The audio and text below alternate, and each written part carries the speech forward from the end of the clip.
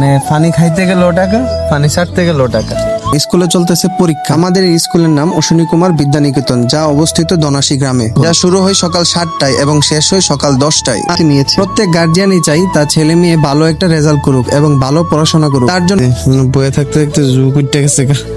Hello friends, welcome to my another blog. কি অবস্থা সবাই? আশা করি আপনারা সবাই ভালো আছেন। আর আপনারা তো আমাকে চিনেনি, তাই না? তো আজকে সকালে ঘুম থেকে উঠেই চলে আসলাম স্কুলে, কারণ স্কুলে চলতেছে পরীক্ষা। আমাদের এই স্কুলের নাম অশ্বিনী কুমার বিদ্যানিকেতন, যা অবস্থিত দনাশী গ্রামে। এখানে রয়েছে প্লে থেকে পঞ্চম শ্রেণী পর্যন্ত। আর এই স্কুলটি হলো মর্নিং স্কুল, যা শুরু হয় সকাল 7টায় এবং শেষ হয় সকাল 10টায়। আর আজকে প্লে, নার্সারি 1, 2, 3, 4, 5 সবার পরীক্ষা। দীর্ঘ 3.5 মাস পড়াশোনার পর সবাই একটা প্রথম সাময়িক পরীক্ষার জন্য প্রস্তুতি নিয়েছে। প্রত্যেক গার্জিয়ানই চাই তার ছেলে মেয়ে ভালো একটা রেজাল্ট করুক এবং ভালো পড়াশোনা করুক। তার জন্য সরকারি বিদ্যালয়ের পাশাপাশি কিজি স্কুলও দিয়ে থাকে। তো যাই হোক, পরীক্ষা শেষ করে চলে আসলাম ছাদে, কারণ আমাদের মহিষগুলো তুলতে হবে। তারপর চলে আসলাম আমাদের খেতে। আর এই বছর আমরা ধান এবং পাট করেছি। সব মিলা জায়গাটা অনেক সুন্দর।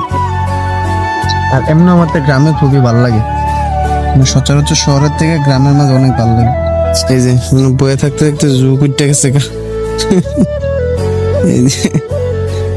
এই যে একটা জ্বলতেছে, মনে হয় যে আবার এনো হালকা হালকা আল আছে এর মধ্যে, এটা লাগছে মানে একটু দাঁড় দাঁড় আছে আর কি, লেগে জ্বলতেছে। মাত্র ঢাকা থেকে আসছি আজকেই।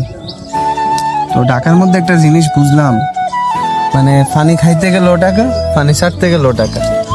ঢাকার হলো এই অবস্থা। মানে এটা হলো ইট পাথরে ঘেরা একটা স্বার্থপর শহর, যেখানে সবাই যায় সবাই স্বার্থের জন্য। কেউ স্বার্থে সফল হয়, কেউ স্বার্থে অসফল হয়, বাট চেষ্টাও সবাই করে।